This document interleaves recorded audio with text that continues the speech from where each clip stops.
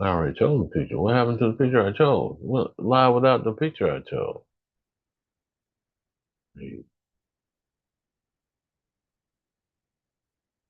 Wow.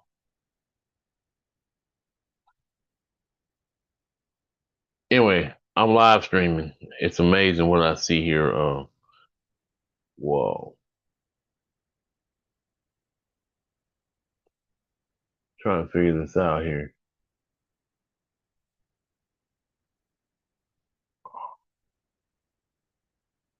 Yo, this is my first time on live stream. So depending on where you're looking right now, because I'm on TikTok, I'm on YouTube, I'm on both at the same time. Welcome to Thought Your Vote No Speed Limit podcast. I'm your host, Alvin. Yeah, the politics guy. Depending on where you are right now, like I said, you're watching this. This is probably my second time live on YouTube. Sometimes my background filter decides to act up, and it's acting up right now. That's okay. That's okay. That's fine. Y'all still see me, right? Y'all see me out there. If you're not on here yet, you'll be on here in a few minutes. Um, so since I'm talking to two audiences at once, um, I want to know how y'all doing this morning. First of all, I hope all y'all doing fine this morning. Hope y'all doing good this morning. Hope y'all feeling great. Um,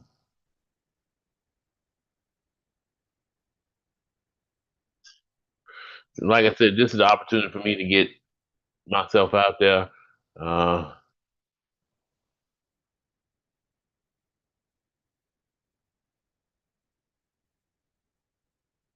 who's this guy? Decline. No, I don't know who you are. If I don't know who you are, I'm not going to accept you as far as co-hosting goes right now. This is my first live, okay? So if you guys want to get on, that's fine. I don't want to just get on anybody else's show either right now. I'm like I said, I'm trying to do two things at once. I'm trying to get used to this. So last time I talked to you guys, I was just talking about in general what I'm going to do here.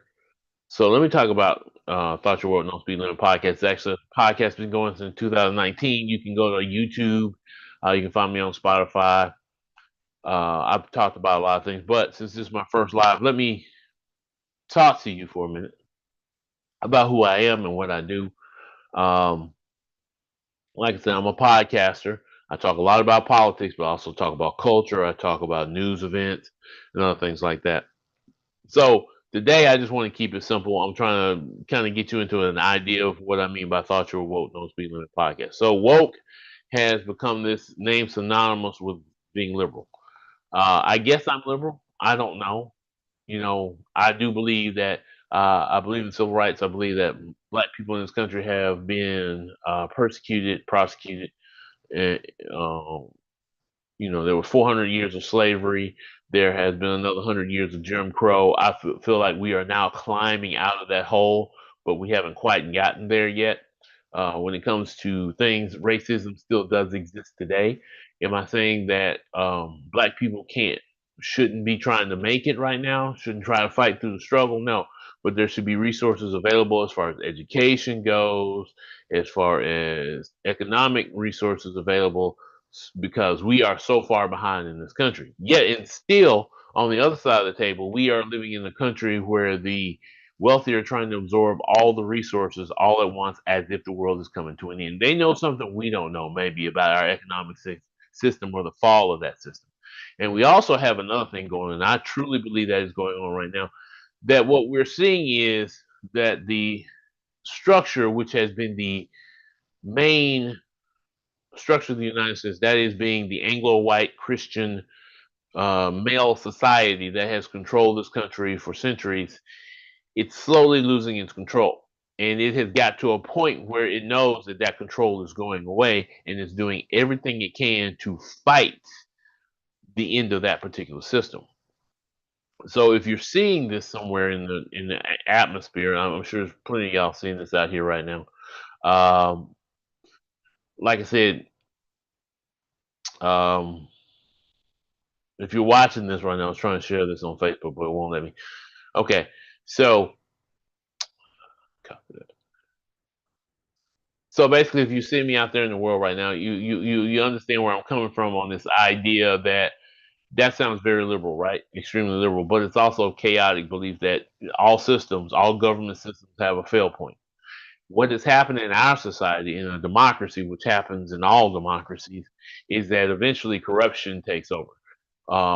Corruption is what caused the fall of the Roman Republic, which made the Roman Republic then become a Empire, right? The fall of even Greek society to a certain degree was because of internal corruption. Internal corruption is what leads to the downfall.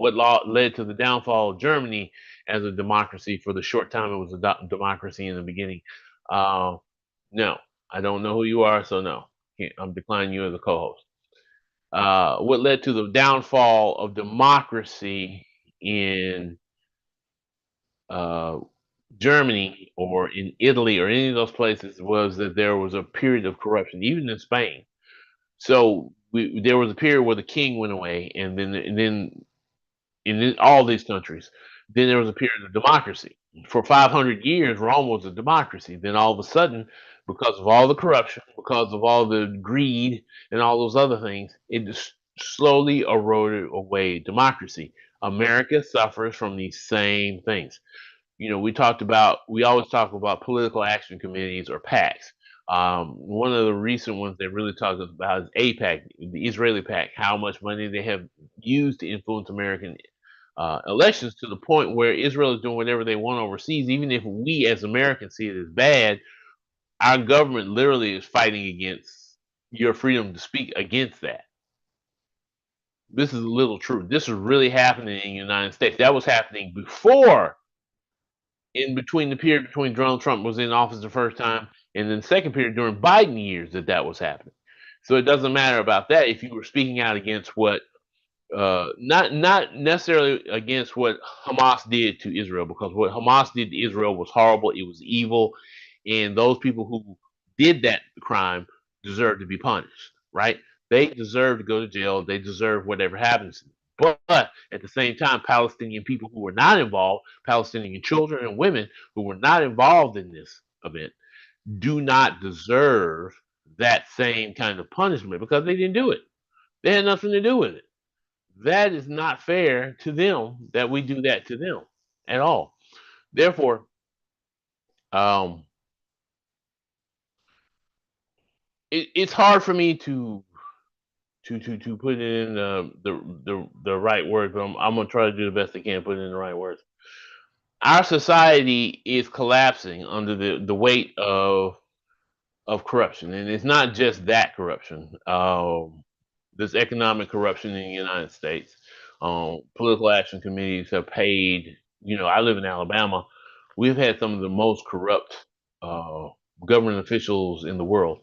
The reason why I say that, we've had both Democrat and Republicans who have spent a lot of time in jail. In fact, we recently had another Democrat who's been a long time respected Democrat go to jail for his crimes. We've had Republicans in this state. We have one now that currently was who got elected while under the process of being indicted for his corruption, went to jail. We've had that happen on so many occasions here in Alabama. It's ridiculous. We're one of the highest, most corrupt states in the United States. We can talk about what happened in Mississippi because I did a whole podcast on that with Brett Favre and the TANF money or the food stamp money over there, where literally the folks in charge over there were stealing food stamp dollars. Food stamp dollars to build a basketball court at Southern Miss. And that is not because I'm a UAB Blazer and I'm not a fan of Southern Miss. That has nothing to do with this at all. Not at all. This is just truth about corruption. These funds were for people who are 99% of the people who need the funds in Mississippi aren't getting them, because what the government does is they distribute them to Mississippi and say, hey, how you give it to these people? So there's a lot of people that should get the funds that aren't. So it's down to like 1% of the population is getting any of the TANF funds, cash funds. Meanwhile, the government is stealing it to go to these so-called, we're doing things to help educate the poor. And then it turns out this money gets corrupted and sent to do other things that has nothing to do with that. We were going supposedly the money was going to go to some kind of organization that was going to build something on campus as an educational center, and then the educational center turned into a volleyball court, a volleyball arena. That's what it turned into, a volleyball facility. And that happened in Mississippi. Alabama, gambling, corruption here in gambling. We cannot get the lottery here in Alabama. They'll say, "Oh, it's because of religious reasons." No, it's not because of religious reasons. It's because there is a fight between gambling. I mean, like the lottery, simple things like the lottery, or casinos, because there are elements in this country, in this state, that get paid by out of state sources. They're in our government, literally, to keep gambling out of the state. Meanwhile, we have buses here in our state that take people to Mississippi, that take them down to Florida, that take them to Tennessee, and other places where gambling is legal. However limited access they have, take them over there, and they go and they gamble, and they come back and bring their little dollars back to Alabama if they got any, because you know how gambling works. But meanwhile, instead of us having the tax dollars here for our education, for our schools, or for whatever else they want to use those dollars for, that money goes somewhere else when we could do it here. They claim it's religious. Some people say, "Oh, we're trying to make sure it's not corrupt, and we don't want the gangsters involved and all that stuff." We have the Porch Creek Indians here. They have a certain number of casinos here that they're allowed to have because, of course, they're on reservations, or because they're Native Americans, they are not under the same jurisdiction as our regular places. So we have the Birmingham Race Course here in Birmingham. Green Track is another one, Wetumpka. There's a couple of places here in Alabama where gambling is allowed, but we still don't have a lottery. And we've been fighting that for 20, 30 years. Corruption exists. Again, there's interference with that because there's money involved. And see, what people are forgetting is that the corruption eventually leads to totalitarianism because people get tired of the corrupt officials who can't get themselves together. Look what's going on with the Democratic Party today. People won't like what I'm saying, but look at what's going on with the Democratic Party today. Um, the officials can't agree on Mondami in New York City because they're also being paid by APAC, the Israeli PAC, literally, to not say anything about Mondami. At the same time, they can't go against him because there's a lot of Democrats pulling for him. He's the Democratic nominee, but at the same time, I can't say anything because if I say anything, there's a chance that this could get me in a whole lot of trouble, and I lose my money. So Hakeem Jeffries, who's a New Yorker himself, has said nothing about endorsing Mondami. Right? We can talk about all the other politicians. Chuck Schumer barely says anything about him at all. He's Jewish. Meanwhile, there's a lot of Jewish people in New York voting for him. And you say, well, you're a black man. You know that a lot of black people aren't. Right? A lot of black people are voting for Cuomo. This is something I said because I was a Bernie Sanders supporter. And people don't understand this. I was not a big Biden supporter. So when Biden won South Carolina, I said black people have a tendency to vote for the person they think that white people are less likely not to vote for. So they voted for, and it's mostly older black people. Younger black people have a different viewpoint of things, but they'll vote for the one they think would do the least harm to that, so that white people, so they'll get this person. He might do something for them. What did Biden promise? Biden promised to pass the infrastructure bill. Did that. Biden promised to put a woman on the court. Did that. Promised to have a woman as his vice president, a black woman in both cases. Did that. That also stirred up some controversy, and we'll talk about that later. But for right now, I'm talking about those things. He did those things. At the same time, there's a lot of things he could have done for the black community or every community that would have worked. During his administration, we did not pass a minimum wage act. The George Floyd bill has been sitting on the table since the Trump years, the first Trump years. Still has never passed. We can blame that on the fact that Mitch McConnell and the Republicans were there blocking it, and then you also had two Democrats who were what I call Republicrats, because they weren't really Democrats sitting there that would veto a lot of things that the Democrats did because they want to be able to make sure the two parties got along really well. That's what they were doing. Um, it's kind of a mixed bag for me as far as that. But when it comes to corruption, like I said, the parties had other corruption issues. Um, what do I think about all of the stuff that Trump is doing now? Simply put, Trump is trying to punish his enemies. First of all, secondly, he is not the main player here. It's called the Heritage Foundation. I really believe the Heritage Foundation is the main player. So this whole thing about if the government shuts down, who's going to control what? Guess who that's under? That is because of Donald Trump.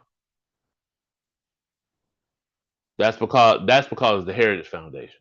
They want it shut down. They want to include, like I was telling you earlier about this Anglo European Christian uh, sect that believes that they were the ones who were the masterpiece of the America. Not to mention that the fact that we brought in the Irish, we brought in the Japanese, and the millions of black men and women who were enslaved in this country to help build this country. We don't like to talk about that. So people are not tuned to that, but it exists. That corruption is what leads to authoritarianism because people get tired of what they feel like their freedoms are being taken away. They feel like that their government is inept in handling the problems. We keep hearing the stories about Social Security. Okay, well, fix Social Security. Well, they don't do it. Uh, we have unnecessary military operations in places like they were in Iraq, Afghanistan. We had them in Syria. We have military operations in Africa. And people are getting upset now because here comes Trump saying, I'm going to get rid of all these and do this, that, and other. But at the same time, he's going to misuse the military in his move towards an authoritarian type government.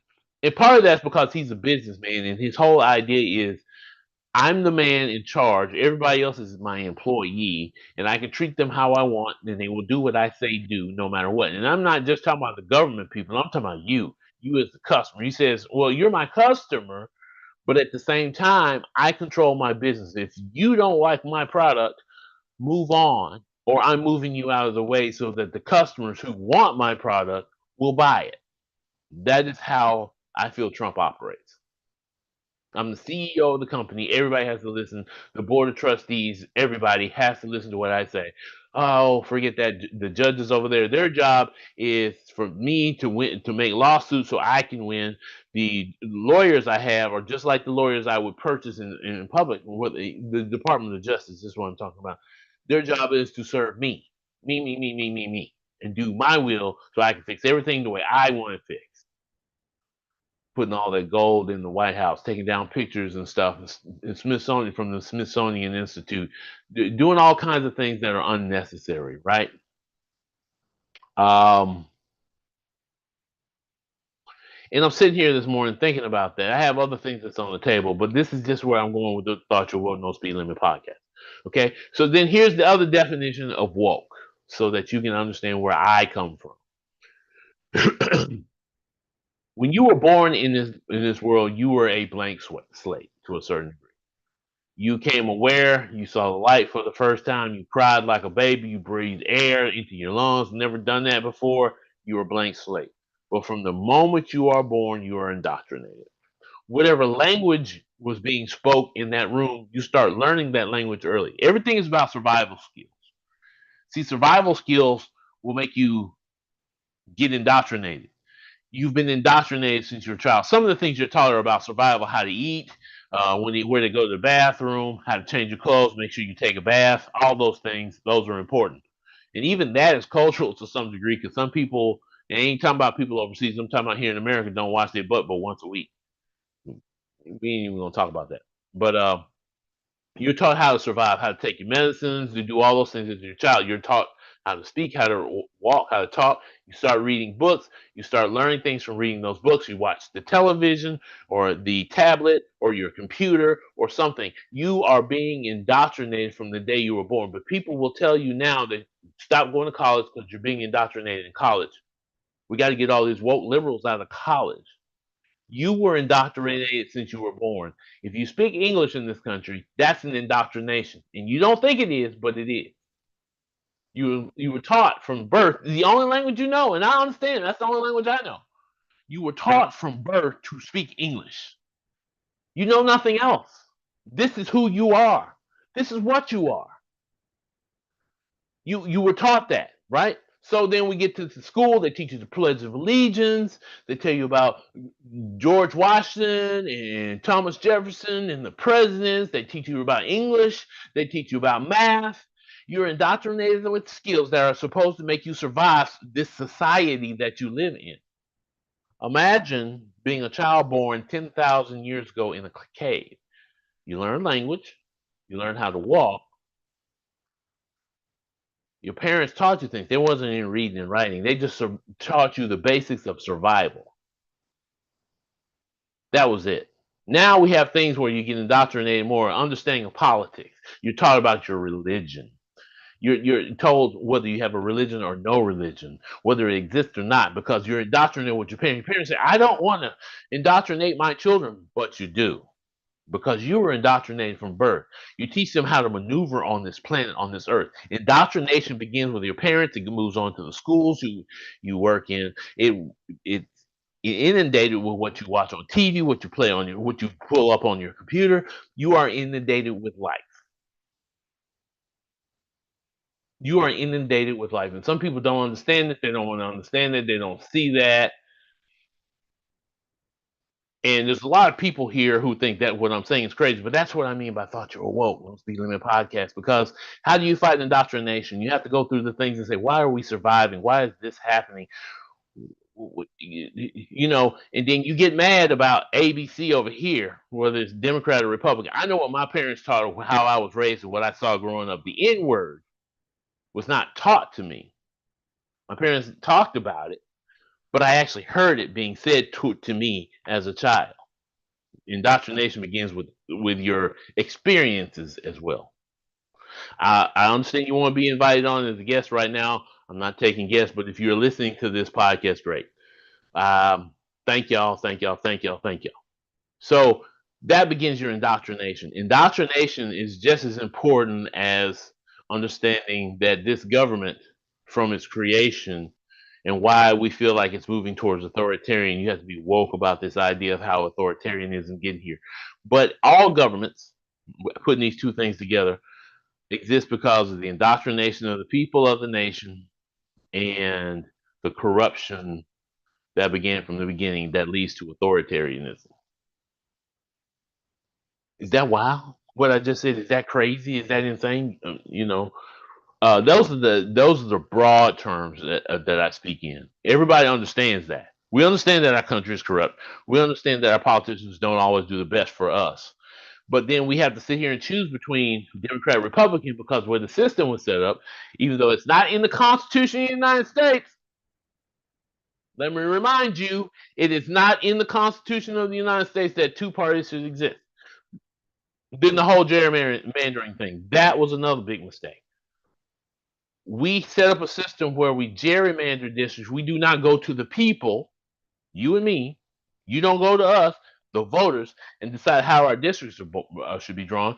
We decide who's going to represent us. Then they decide how that's going to be done. Because if the Democrats win, they could go ahead and set up, let's say, 12 districts in the state, and one of those be Republicans. Why? So that they will have an opportunity to win every single time. And that's undemocratic. Yet, that's the system we are given.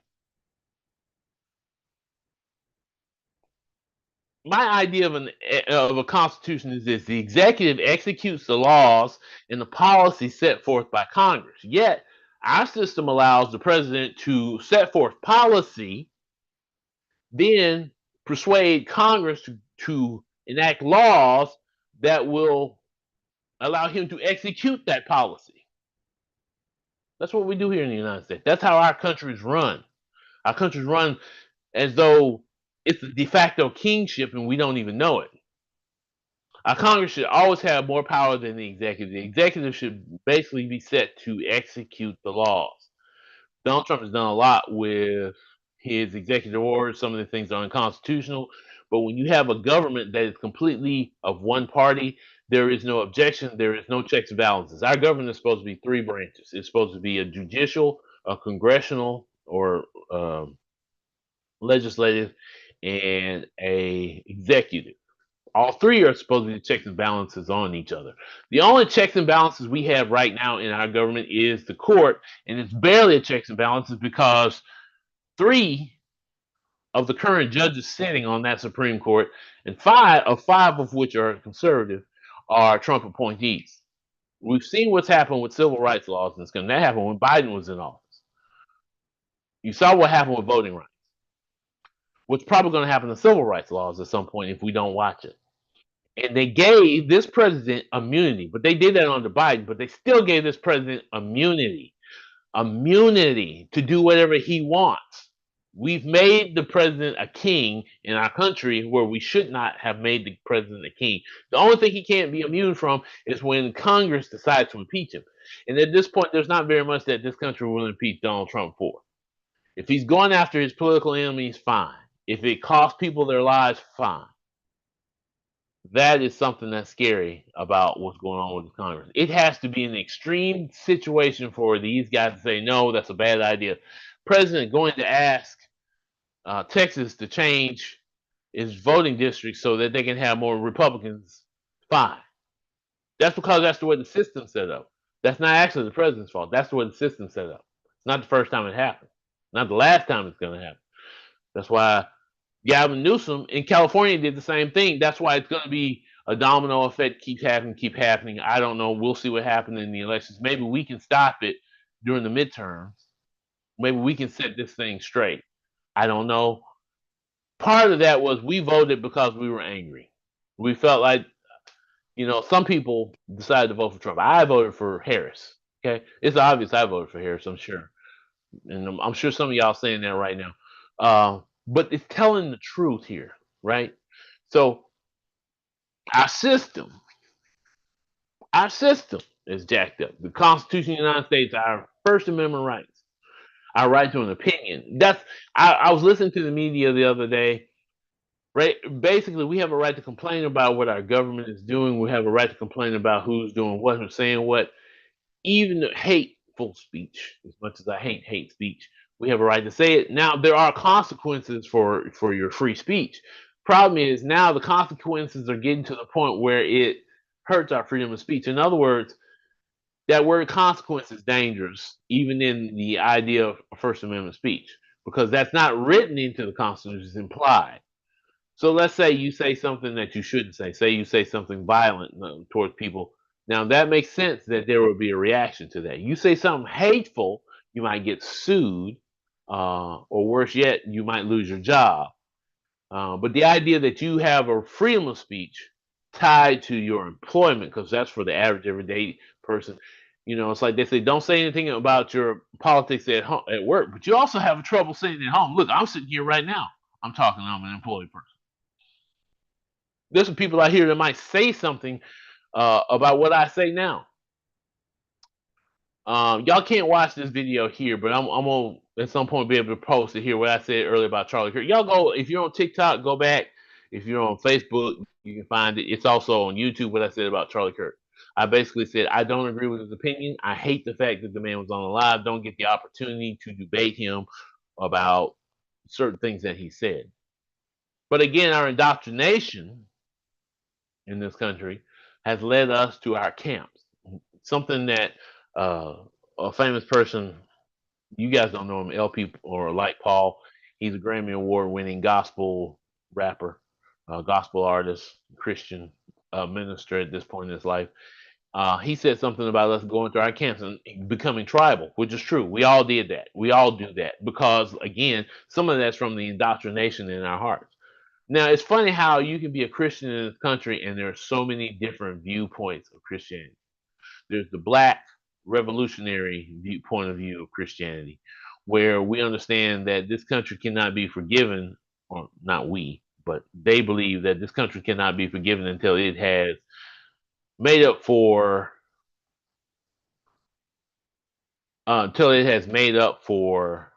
the crimes and the uh, the stuff that racism has done. They have to ask for forgiveness to that and then turn around and change their ways. There's that side of Christianity. Then there's the neutral side of Christianity where it's like, can we all get along? Don't we understand that love is everything? And that's the one I love the most. We love everybody. You know, we get past hurt the future together. Then there's the other side of Christianity that doesn't like anything that's not Christian, doesn't really like people that are black, doesn't really like people that are Mexican, doesn't like anything. It's that side of Christianity that you see sometimes spoken on TV. If it doesn't go with Anglo, white, Saxon male, it is not Christian. Then you realize that has nothing to do with Christianity either. Like I said, Christianity is a mix of the middle, more so of the middle, where you say, hey, um, God wants us to love one another. He doesn't want us to hate one another. He wants to do for each other. He wants to love our enemies, take care of the sick, the poor. He wants us to do all these things. Yet you have to judge for yourself how you feel about religion. I'm a Christian, so that's what I believe in. So that's another thing that goes into my idea of thought your world, no speed limit con. But I'm the one who believes in peace, who believes in love and forgiveness. Sometimes you may hear me say the orange guy, but I don't mean that in hate in any kind of way. That's me being the kind of person, just like at a football game, you know, I cheer for the other team. At the same time, if he gets hurt, he needs to be resuscitated, CPR, any of those things, I'll do it because that's who I am. I don't want to see him shot. I don't want to see him hurt. I don't want to see anything unalive in any kind of way. I just want him out of office. Simple as that. I just want him out of office because I don't think he's doing what's best for the United States of America.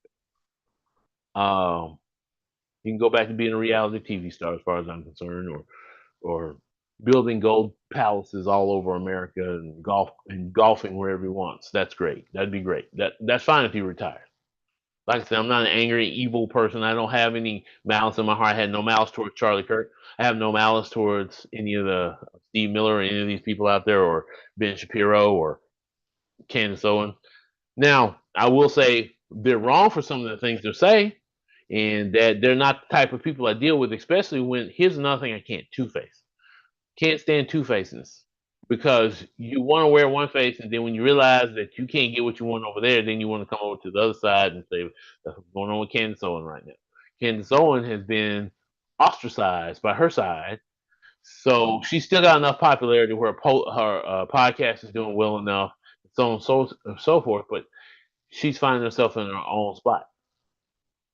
Tim Scott disappeared. All those other black Republicans you heard about disappeared. What was his name? The running back that ran for governor, senator in Georgia. He's in the Bahamas as a ambassador. He got a place in the White House. All these other people didn't get anything in the White House. Yet they sat there and kissed Donald Trump's butt trying to get that. Meanwhile, Donald Trump has got a bunch of DEI hires, and I do mean DEI, diversity, equity, inclusion. His version of diversity, equity, inclusion means that you have a WWE president over education. You have a conspiracy theorist over the CDC and FDC.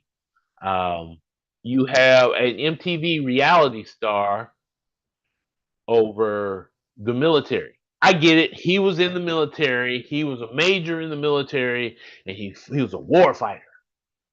He knows how to go out there and shoot somebody. He knows how to direct troops to go out there and shoot somebody. But does he know how to administrate? Does he know how to plan and strategize properly? I don't know. That I don't know. You know, and I'm probably getting in trouble on TikTok. I'm probably getting in trouble on Facebook for what I'm saying right now, but I'm just being honest with it. Then we've had all of these mass shootings in the United States, which is a sign of the tension we've had in the United States. The only problem is we've been having mass shootings since I can remember. We've had all kinds of political events. Remember Oklahoma? I've said that on here a couple of weeks ago. We had the Oklahoma Park, the Oklahoma bombing. We had the Olympic Park bombing. All of that happened in my lifetime. Rodney King. Um, I think the Detroit riots happened when I was a baby. I'm not sure. I may be way before I was born in '73. So anyway, but in my lifetime, a lot has happened. I've seen a lot done here on Earth. And again, I said the two things that will always, when we talk to this, because even I have to watch the factor. Sometimes I'm indoctrinated things, so I try to watch the other side. And then when my indoctrination hits, I get this deep, like sinking feeling in my soul when I hear somebody say certain things. Now, one of the things I heard the other day was not indoctrination; is how people play with the indoctrination. In America, we believe in the Second Amendment right, right? So this person on Fox was talking about, oh, the liberals they need to shut up about gun control because guns don't kill people. Heck, I saw a man the other day stab somebody with a knife. Key word there, and he kept both of those things out of there. You're right. It's people. People with guns. People plus a gun equals possibly unaliving someone. People plus a knife equals somebody unaliving one because a gun sitting on the table is doing no damage, or in a lock box, or in a lock case, it's doing no damage. Uh, a knife in a drawer is doing no damage to anybody. A knife sitting on the court and cutting board ain't doing anything. Picks it up and uses it, right? So here's the thing: the manipulation by the media of certain words to and facts, because facts are manipulated to try to get you on their point of view, and they know who you are, they know how you feel about certain things, the emotions they have learned very well, they're taught very well. They are indoctrinated with ways to get to you. I was listening to this thing about Rupert Murdoch last night, how Rupert Murdoch basically is a tabloid guy. You know, he got into the business owning the Sun, I believe was one of them. Then he owned another one. He got chased out of Great Britain. I didn't even know that. He got chased out of Great Britain because he was tapping into some young girl's phone and getting the information off of that and trying to use it to get some tabloid story, and he got kicked out of England because of that. But he played his way out of it. Then he ended up in the United States. He ended up owning the newspapers here, Fox. If you watch Tubi, he owns Tubi. He is a very rich man. He's getting old. His kids are starting to take over, and I think he's in his 90s. So it's about time for him to go. And I don't mean that in a bad way. It's time for him to go from the business. It's time for him to retire. So his children are taking over. But he once said he's in the entertainment business, not in the news business. And he said that long before that happened in court. He said that decades ago. And he gets in court and he says that and gets away with it. Yet he has the most viewership of any TV broadcast news right now. CNN ain't even coming close. MSNBC ain't even coming close. Scripps News, OAN, and all the other networks are not coming close to Fox. People are watching that every day, and people. But what they do is they harp on the indoctrination you're on. They tell you half stories. Not some of them are true. They'll tell you some facts, and then they'll throw in other things to make you think. So why am I keep showing the violence on the subway? I went and rode on the subways in New York. I rode on the bus in New York City, and I'm from Alabama. Didn't know nothing about it. Never saw violence.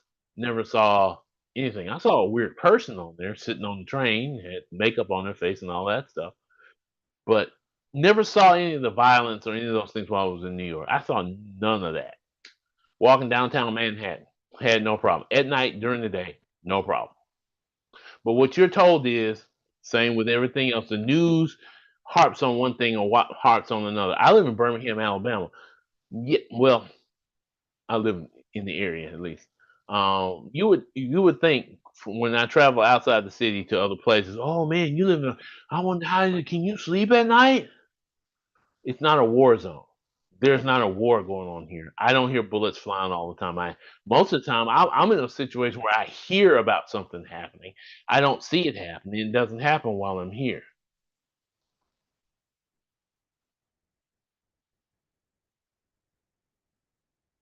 What the heck is this? Just flew up on my screen. I can't get it off. Okay, there we go. That's better. And anyway, so I'm back. Sorry. Uh, so I can't do it. It doesn't happen like that. Some of this is about perceptions too, because your indoctrination is about perception. You would think because I come from Birmingham, see the way I talk, you would think, well, you're from Alabama. Of course, some of y'all who are from up north say, oh, I hear the accent in your voice, but there are people down here like, you can't be from Birmingham. There's no way you can be from Birmingham. Not the way you talk. Oh, you must have went to some special. Okay, I did go to John Carroll, but I went to UAB. Yeah, But I am not your stereotypical black man, the one that you were raised to believe exists. Nor are what the white people I know in my life the stereotypical white people that we have been raised to believe. That is not exactly true. You find out about some of your indoctrination as you go through life, and it changes you. At 52, I am not the same person I was at 25. I was more conservative at 25 than I am now. I was totally pro-choice. I believe that the Democratic Party was doing the church wrong. I believed in school prayer, all those things. Do I still believe in prayer? Yes, I believe in prayer. I believe in prayer wholeheartedly. But as far as forcing kids in school to say the prayer, I don't believe that. Indoctrination, I don't believe that in indoctrinating people with something that their parents may not want them to, or the kids may not want to be a part of, because I believe that religion has to be a natural flow. That God wants you to choose Him, not have learned about him and decide that's who you want to be a part of. That's part of indoctrination. Like, I was born into Christianity, but I was given the option to choose because I lived in a house where my grandmother was Southern Baptist, my grandfather was Methodist, my mother was Catholic, my uncle was Catholic, my aunt was evangelical. So I had a choice in those things. But at the same time, I had people who were atheists in my family, people who didn't go to church and all that stuff. So it's like I'm learning from all these different things and I'm seeing all these different things, and it says give you choices.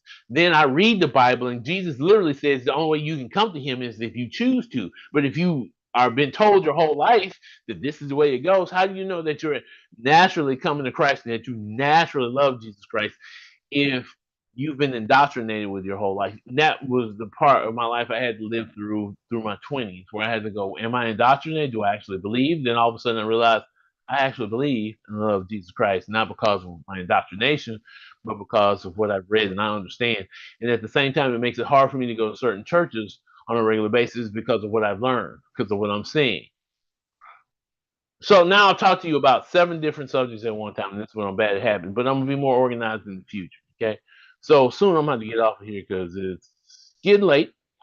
Um, but this is what I want to say to you. I want to say to every last one. I want to thank y'all if you're tuning in, whether it's on Facebook, whether it's on YouTube. I thank y'all for tuning in. I thank y'all for listening to me rant and rave for a little while. Before I go, um,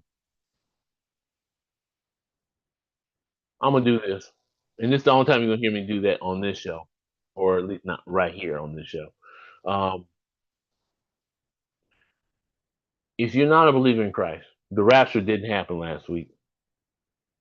The rapture may happen at some point within our lifetime, may never happen at all. I don't know.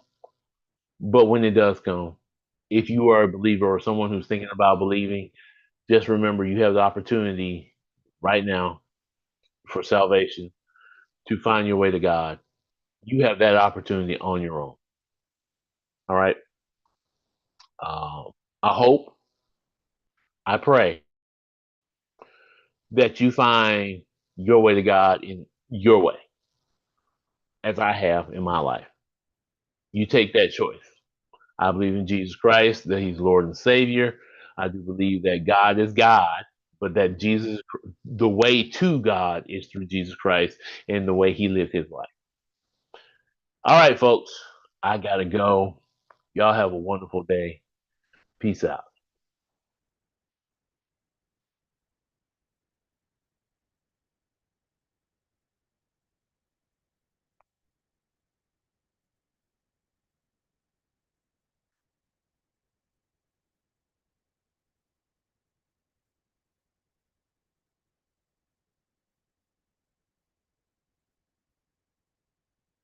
$1 million, but that's okay.